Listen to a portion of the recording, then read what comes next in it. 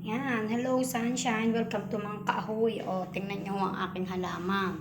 Ayan, napakaganda. Mahigit dito ng ng bagyo. Ay talagang pagkakalakas ng bagyo sa amin, ng aking ibang mga halaman talagang tumba-tumba giba-giba. Ang suloy ay napakaganda. Ang gusto niya ay nasisinagan ng sunshine. Ang suloy ay 1, 2, 3, 4, 5, 6, 7, 8, 9 ay ayun pang 1, pa 10. Dito muna siya sa sa maibabaw ng lababo. At gawa ng kapag inilagay ko doon, ay baka umulan na naman at bumagyo. Baka mapawid ng hangin, magiba-giba ang mga dahon. Nilalagyan ko pa ito ng cream silk dito, pinupunas-punasan ko pa yan.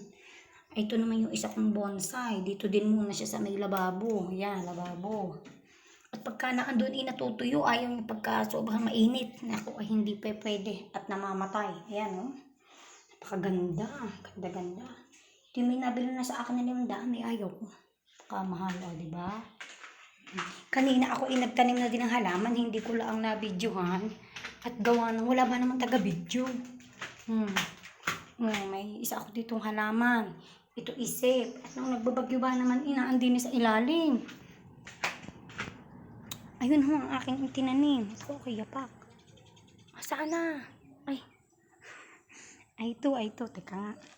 Ayan, ang aking mga itinanim na halaman. Ayan. Ito, kaganda. Huwag kayong malalantat. Kaya ibebenta ko pa. Isos. Ayan. Pagbibili ko ng 50 ang isa. Kapag ka tumawad, pwede ng 40. Ako naman napagod din. Tingnan nyo. Ayan, kami wala ng mga saging. Ayan. Tumbahan lahat. Gawa ng bumagyo. Ay, isos. Talaga naman. Ay, naandin sa baba ng aming bahay. Ayan. Wala na kaming mga saging. Ayan. Kainit. Kakaano ko ang aking mga halaman. Kahapon ako nakapagbili ng halaman. Ako naka 1.7. Kagali. Hindi inaasahan. Ayan, ito aking kinalbo ito. Ayan, kinalbo ko yan. Binawasan ko. Ito. Hindi ko alam kung ano mga tawag diyan sa mga halaman ko na yan Basta ipinagtatanim ko na. Ito nakabenta ko kahapon. Ayan.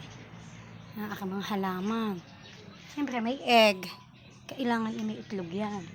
Ayan.